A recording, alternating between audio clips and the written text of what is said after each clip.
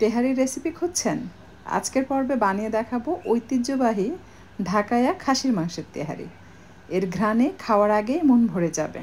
এমন ঘ্রাণ, এমন স্বাদ একবার খেলে মনের ভেতর থেকে ঢাকাইয়ার স্বাদ চলে আসবে। আর তাই বারবার রান্নার জন্য এই রেসিপিই খুঁজবেন। মশলার পরিমাণ, পানির পরিমাণ, রান্নার কৌশল আর দমে দেওয়ার টাইমিং সব কিছুই ভিডিওতে শেয়ার করা হয়েছে। তাই প্রথম থেকে শেষ পর্যন্ত ভিডিওটি দেখার চেষ্টা করবেন, আশা করছি আপনাদের কাজে দেবে। মাটন তেহারি রান্না করার জন্য আমি আগে থেকে হাঁড়িতে 1 কাপ পরিমাণ সরিষার তেল নিয়েছি, আর তাতে পেঁয়াজ কুচি অ্যাড করে দিয়েছি 2.5 কাপের একটু বেশি হবে। আর সেই সাথে দিয়ে দিচ্ছি গরম মশলা, সাদা এলাচ, কালো এলাচ, লং, কালো গোলমরিচ, দালচিনি আর তেজপাতা। আপনারা চাইলে মশলাগুলো একটু থেতো করে নিতে পারেন।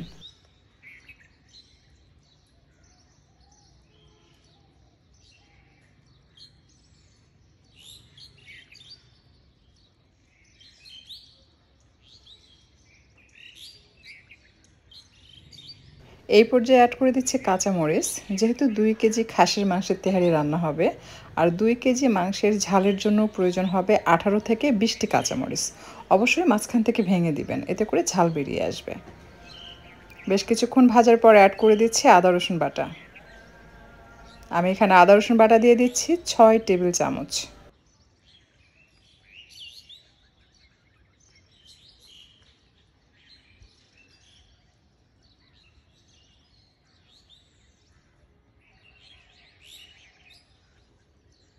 এই পর্যায়ে অ্যাড করে দিতে হবে খাসির মাংস। যেহেতু খাসির মাংস দিয়ে তেহারি রান্না করব, খাসির মাংসে কিন্তু আলাদা একটা গন্ধ থাকে।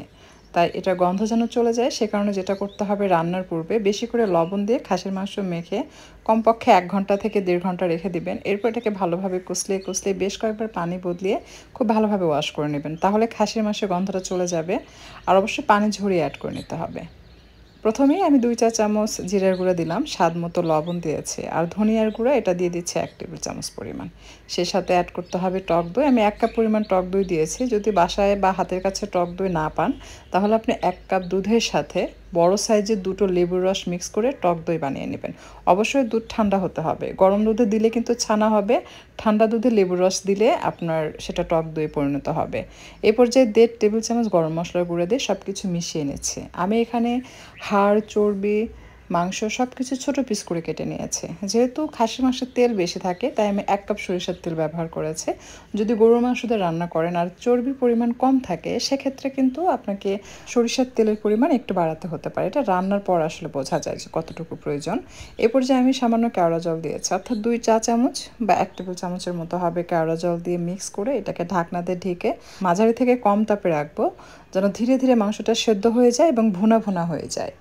আর যখন মাংস এবং তেল সেপারেট হয়ে আসবে, সেই পর্যায়ে চুলা বন্ধ করে এটাকে নামিয়ে নিতে হবে।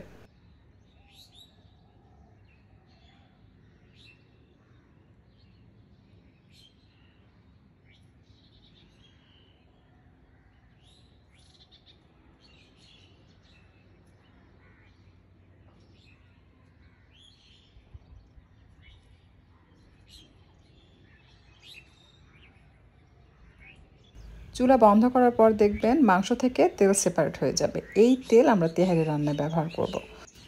তেহারি রান্নার জন্য প্যানে আমি 3 টেবিল চামচ সরিষার তেল অ্যাড করেছি। তাতে 1/2 কাপ পেঁয়াজ কুচি, 2 টুকরা দালচিনি, 3-4টি সাদা এলাচ, কালো গোলমরিচ দিয়ে ভেজে নিচ্ছি। পেঁয়াজ গোল্ডেন হওয়ার আগ পর্যন্ত এটাকে ভেজে নিতে হবে। ভাজা হয়ে আসলে অ্যাড করতে হবে 2 চা চামচের মতো আদা রসুন বাটা। দিয়ে এটা কিছুক্ষণ ভেজে নিচ্ছে। বেশ কিছুক্ষণ ভাজার পর অ্যাড করে দিতে হবে পোলার চাল। 2 কেজি খাসির মাংসের জন্য আমি এখানে পোলার চাল অ্যাড করছি 1.5 কেজি। অবশ্যই পানিতে আধা ঘন্টা ভিজিয়ে রাখবেন। প্রথমে ভালোভাবে ওয়াশ করবেন, তারপর আধা ঘন্টা পানিতে ভিজিয়ে রাখবেন। এরপর পানি ঝরিয়ে পোলার চাল অ্যাড করবেন। অল্প তেল দেওয়ার জন্য যেটা হয়, প্যানের তলা থেকে লেগে যায়। তাই মাংসে যে অতিরিক্ত তেল রয়েছে, সেটা আমি তেহারির যে চাল সেটাতে অ্যাড করে দিচ্ছি।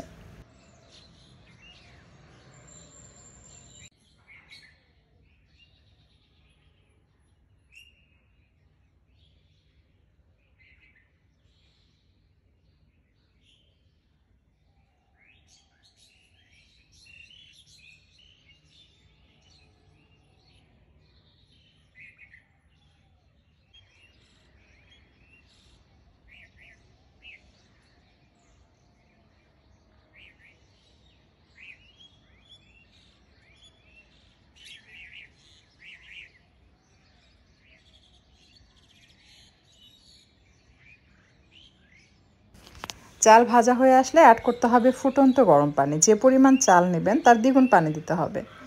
তো কাপ দিয়ে মেপে 7 কাপ চাল দিয়েছি আমি এখানে। 7 দোকানে 14 কাপ পানি না দিয়ে আমি এখানে 13 কাপ ফুটন্ত গরম পানি অ্যাড করেছি। এতে করে আপনার তেহারি ঝরঝরে হবে।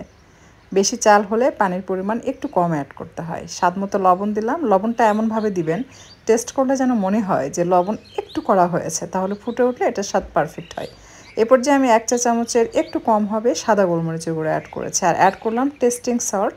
টেস্টিং সল্ট দেওয়ার পর লবণের স্বাদ আবার হালকা হয়ে যায়, তাই আবারও স্বাদ মতো লবণ দিয়েছি। দিয়ে মিক্স করে টেস্ট করে দেখব লবণের স্বাদ পারফেক্ট হয়েছে কিনা। পারফেক্ট হওয়া যাবে না, একটু বেশি হতে হবে, যেটা এর আগেও বললাম।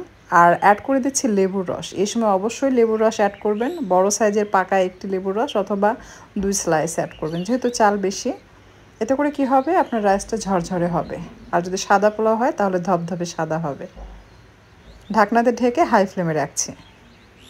বেশ কিছুক্ষণ রান্না করার পর যখন মোটামুটি ফুটবে বাট চালটা শক্তই থাকবে, আবার পানি পানি থাকবে, সেই পর্যায়ে অ্যাড করে দিতে হবে ভুনা করে রাখা তেহারির মাংস।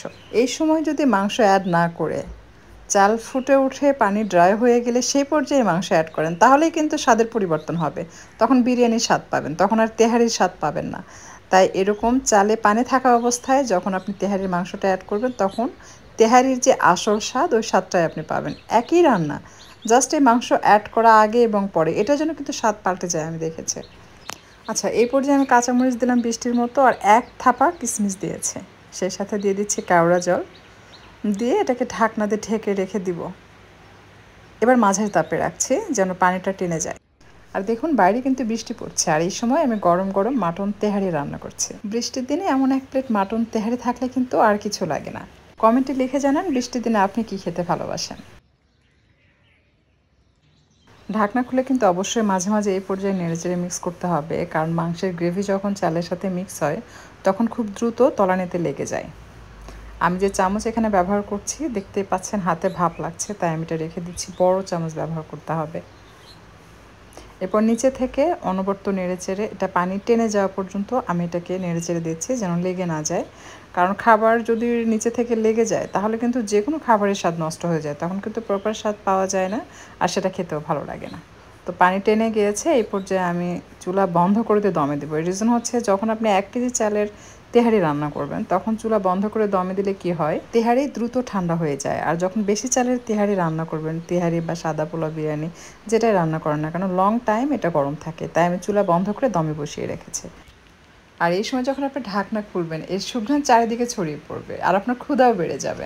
আর প্রতিবেশীরা বলবে, আহা, এত সুন্দর ঘ্রাণ কোথা থেকে ভেসে আসছে।